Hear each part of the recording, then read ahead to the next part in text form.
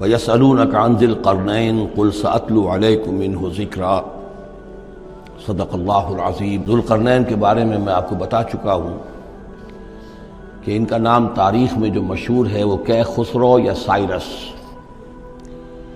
اور انہی سے اصل میں ایران کی عظمت کے دور کا آغاز ہوا تھا۔ چنانچہ تقریباً میں سمجھتا ہوں کہ شاید 25-30 سال پہلے کی بات ہے، جب شہنشاہ ایران اس وقت جب کہ ان کی بادشاہت جو ہے وہ بڑے عروج پر تھی، انہوں نے 2500 سالہ برسی منائی تھی انہی کیخسرو کی، سائرس کی۔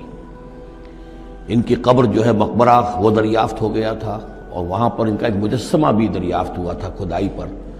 اس مجسمے میں وہ 2 لگے ہوئے تھے، سینگ بھی۔ اس موضوع پر سب سے پہلے مولانا ابوالکلام آزاد مرحوم نے جو اپنی ترجمان القرآن کے نام سے انہوں نے مختصر ترجمہ اور تفسیر لکھی ہے، اس میں بڑے تفصیلی نوٹس لکھے ہیں۔ سب سے پہلے اہل علم کے حلقے میں ان کے بارے میں جو معلومات ہیں وہ ان کے ذریعے سے آئی ہیں، اب یہ تقریباً یونیورسلی ایکسیپٹڈ ہے۔ پھر سوال پیدا ہوتا ہے کہ ان سے کیا دلچسپی یہود کو تھی، تو وہ بھی سمجھ لیجئے کہ نبوکدنضر نے 587 قبل مسیح میں حملہ کیا تھا فلسطین پر، اور نبوکدنضر عراق کا بادشاہ تھا۔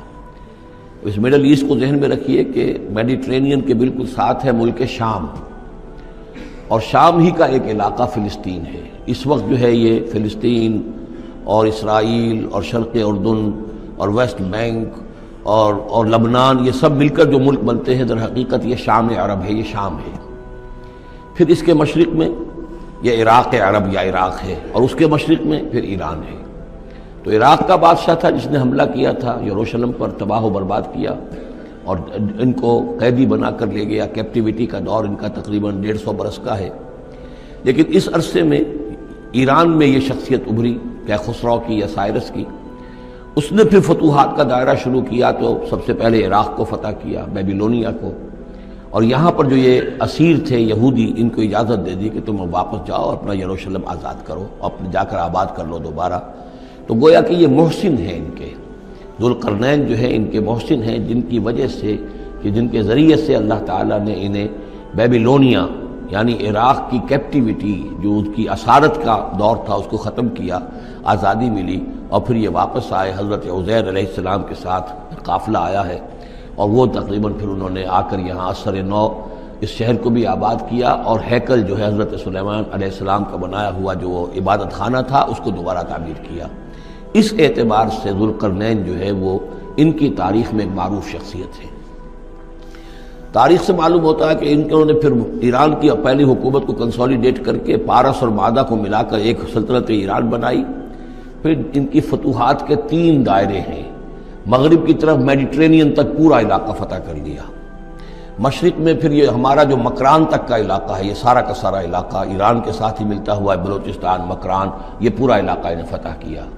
ایک مہم ان کی شمال کی طرف گئی، بحیرہ کیسپین جو ہے، اور ادھر سے جو وہ بلیک سی ہے، بحیرہ اسود، ان دونوں کے درمیان جو پہاڑی سلسلے ہیں، یہ شمال کی طرف جو ہے تیسری مہم گئی۔ جیسے کہ حضرت عمر رضی اللہ تعالیٰ عنہ کے عہد میں بھی 3 لشکر نکلے تھے مسلمانوں کے جزیرہ نما عرب سے۔ ایک لشکر شام سے ہوتا ہوا پھر مصر کی طرف گیا ہے، ایک لشکر عراق سے ہوتا ہوا ایران کی طرف گیا ہے، اور ایک لشکر سیدھا شمال کی طرف گیا ہے، اور کوہ کاف تک جو ہے جس کو کوکیشیا کہتے ہیں، وہاں تک کی فتوحات حاصل کی مسلمانوں نے۔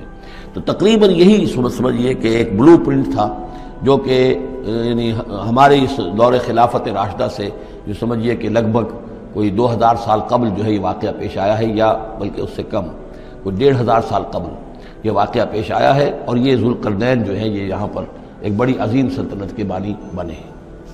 لیکن نیک آدمی تھے، اور معلوم یہ ہوتا ہے کہ یہ اصل میں جو کہانیاں ہیں، یہ ان کے داستانیں ہیں کہ ان کو قتل کیا جانا تھا۔ یہ کہیں شہزادے تھے کسی چھوٹی سی مملکت کے، اور وہاں سے ان کو کسی نے بچایا کسی طریقے سے، اور پھر یہ صحرا میں رہے روپوش، اور وہاں کسی نبی کی تعلیم سے ان کو آشنائی ہوئی ہے۔ ہو سکتا ہے کوئی اسرائیلی نبی ہی کی تعلیم ہو، یہ بھی ہو سکتا ہے کہ زرتشت جو ہیں وہ بھی کوئی اللہ کے نبی ہوں اور ان کی تعلیم ان تک پہنچی ہو، لیکن خود ان کا کردار جو قرآن پیش کر رہا ہے وہ بہت ایک نیک، مومن، صالح، ایک بندہ مومن، اس کا کردار ہے۔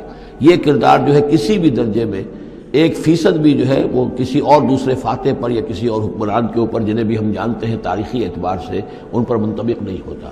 یہ انہی کی شخصیت ہے.